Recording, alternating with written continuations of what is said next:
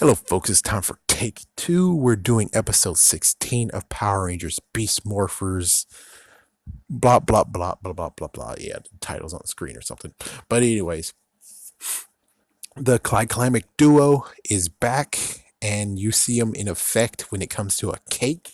But I will have to say, the ending was not too bad. It kind of reminded me of Food Fight from the original series.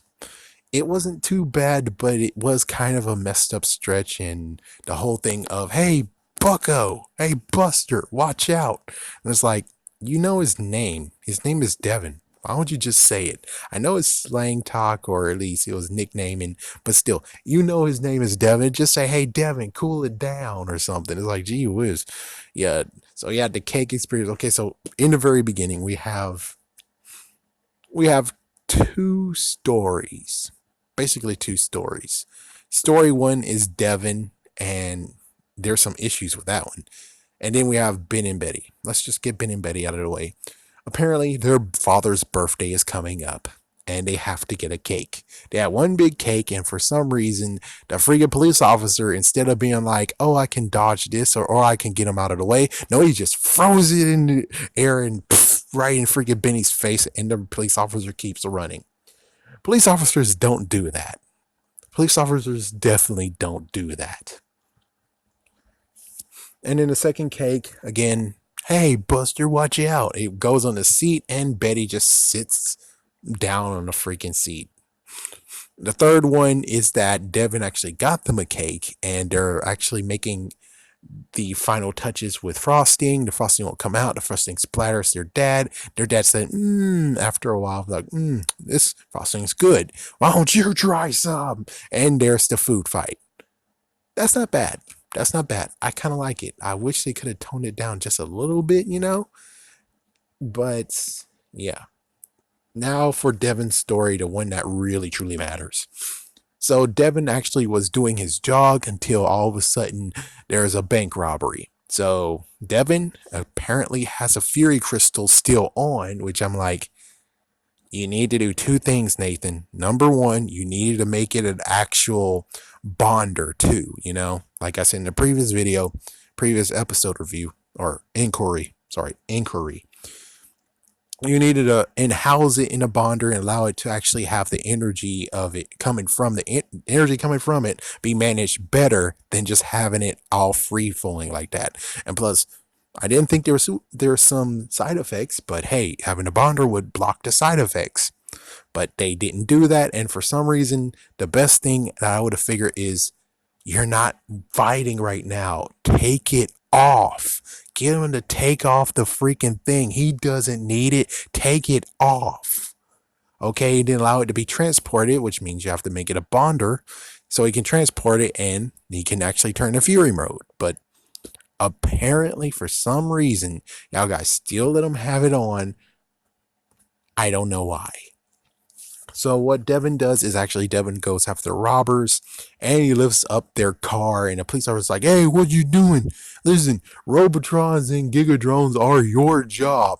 Let me capture the freaking criminals. Now drop that car. And it's like, the hell, man? The hell? He's just helping you out, dude. And it's not like he's doing anything messed up. I mean, think about if the Hulk tried to do this crap. The Hulk will actually just bust the freaking car up a little bit, and most likely you're going to put your gun out and be like, hey, freak, you monster. And it's like, whoa, he's an Avenger. Why are you freaking putting a gun on him? Even though these days it's now Dr. Hulk. So, whatever, man. Whatever, but still, the freaking police officer, what the frick? Same one who actually threw the freaking cake out of the way and got Ben. So it's like, yeah, the freaking police officer should have been like, hey, back there, I'm sorry. Here's some money to replace the cake. It's like, yeah, because that was unnecessary for you to flop the cake right in the freaking damn face of him. It's like, yes, it was in the way, but you could have easily turned him to the side so you can continue freaking going and pursuing the freaking robber. But hey, frick that. So there was a freaking call. Devin throws the car down on the ground, actually just let it fall. And he goes to him. He goes to the battle, and it's just him freaking taking on everyone because of Fury mode. And then it gets to the point of where the Fury Crystal went out of juice and he was able to stack a new one. He puts the new one in. And I guess the cool part has to be the fact of how it shows when it's depowered. I have to admit, that's pretty cool. So he puts a new one in, he's powered up again, and well, the Robotron and of course Roxy's like, what the heck? But they freaking run for it. They get the freak out of there. And then after that, you basically have the plan of being like, oh, well, here is the evil agenda. It turns out that those Fury crystals have been affecting Devin's mind and he could turn evil with one more dosage. And it's like, oh, really? So, and it's like, we got one more left. So that's what they're going to do is try to turn the Red Ranger evil. Not to be a jerk, but doesn't it make more sense to try to turn the Blue Ranger evil? Because you already have a Red Ranger, in quotations Red Ranger. You already have in quotations a Yellow Ranger. It makes more sense to, and she did try that once, but apparently she didn't try it again. Whatever, man. Whatever. Whatever.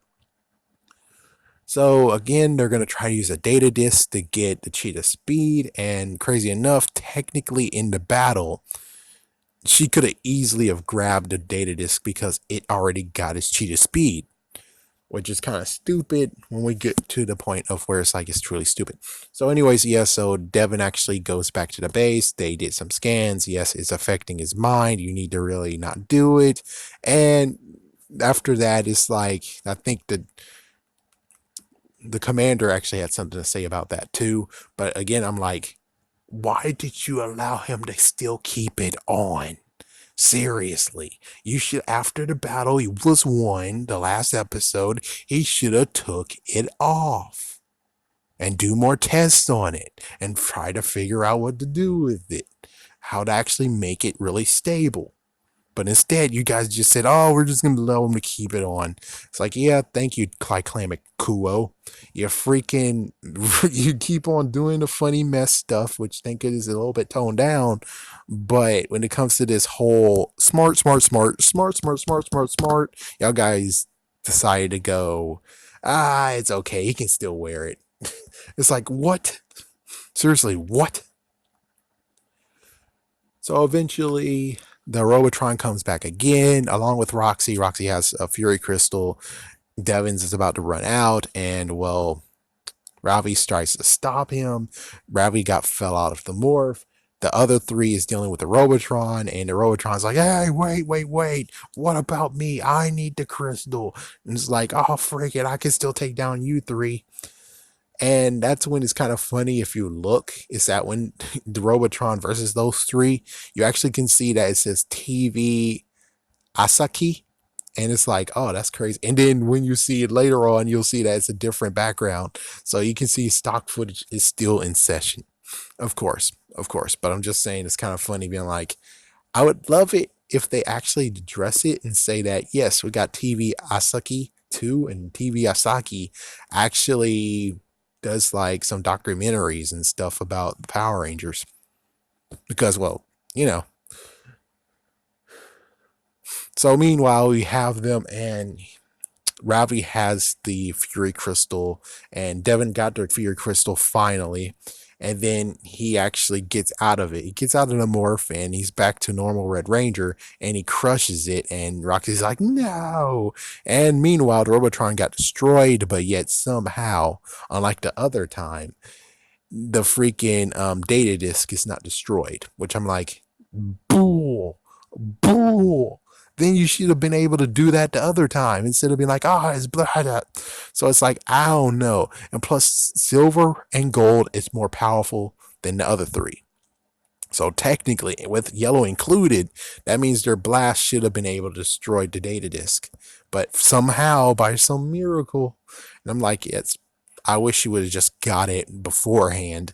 So when she disappears, she doesn't actually have to, So she was able to go back, and of course they sent a, Gigadrone over there, and the Gigadrone, he took Ravi to his mom, and his mom is like, well, I'm glad you're back with us, Devin. Thank goodness you snapped out of it. And my kid's strong. Go and save the day. So he goes into Megazord, and Gold and Silver, after finishing, goes and help assists, and that's basically it. So no more Fury mode. I have to admit, from watching this episode, I'm pretty tempted in buying the Fury mode just because of the fact of, you can say that's the second evil Red Ranger, kinda, sorta. I am a little bit tempted now. But anyways, that's the whole entire episode. There is some really issues, some messed up issues on it. It's like, you say that Nate is smart, but yet he didn't think of being like, yeah, take that off. It's like, why in the world did you allow, and the commander too, it's like, why did you allow him to take the freaking Fury cell and continue to walk with it? What exactly was that? How is that a good idea? You guys are like, oh, it gives a power source, but it's like, it's also from it's evil origins. Means that something bad is wrong with it. You should have did more tests, and you should have actually made a bonder for it and being housed, and etc. But you didn't. That's for the cake mess. Well, if they would have cooled it down just a little bit, maybe not have the one. It's like, if you had just two of them, that would have been enough. Three is too much, a bit too much. But thank goodness it's not truly over the top. Like, for instance, the freaking the freaking police just knocked the cake up in the air, and those two are trying to catch it and be like, oh my god, and then blam, the freaking cake went on both of them. It's like, yeah, that's pretty stupid. Or even crazier side, the cake goes in the air, the cake separates from the base, and then all of a sudden now it's raining cake bits, like a goofy cake bits. It's like, yeah, thank goodness it wasn't like that. So at least they toned themselves down. But I still kind of have to say that I still prefer the stylings of Steel actually being the somewhat comedic person. Not to the point, but an interesting comedic person, though. Just like the fact of Steel is saying, hey, you show off. And it's like, that's Steel talking. That's pretty funny. It's like, yeah, Steel should be the one who shows off. That has to be funny. He's the one that shows off. That is pretty funny. I think that's about all that's really to be said on that. Oh yeah, the only other thing I do have to mention is the music. I never really mentioned the music, but it is kind of getting stale, especially when it comes to like the Rangers. It's like the Megazord scene. It seems kind of bland. Yeah, I mean, with the Gold Ranger and Silver Ranger combined, it should be something like more eventful, not what we get. I'm sorry, um, no, Caniel, but we really need you, and I think you're part of it. I know you're not 100% a part of it, but we need you to get your miraculous game on and make this freaking damn exciteful. We need it to be exciting. I mean, yes, it's kind of exciting, but it seems kind of like, you're going for Princess Bubblegum, and kind of sort of we want to have Marceline. It's like it was always Marceline themed, Marceline based. Look at Mighty Morphin all the way to Wild Force. Well, technically Time Force. Just notice, well, actually, not even Time Force. It's like there was, let's see, in space. Yeah, I think technically in space, that's where the rock part ended. And then after that, they got very themeful, but the themes were well done. Here, it's kind of like, at least you're not in Mask Rider standards. Because if you were Mask Rider standards, oh, good Lord, I would quit watching right now. But thank goodness your music isn't Mask Rider standards, but it's not truly to the point of being Power Rangers or heck, even Big Bad Beetleborgs. You're not even hitting the freaking VR Trooper standpoint, and you are not even close to being like Mystic Knights. It's like you're just right there, like a little bit away from Mask Rider, but very close to Mystic Knights, to where it's like you have your own theme, but you're not sticking to it to actually make it more eventful. And that's it. I think that's all I need to say here.